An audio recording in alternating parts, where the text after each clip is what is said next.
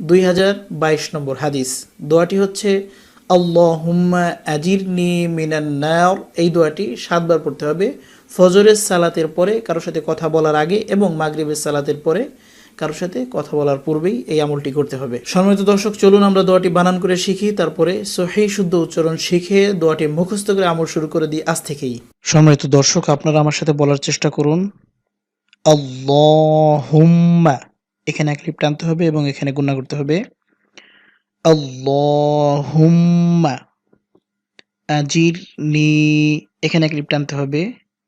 আজিরনি মিনান নার, মিনান নার।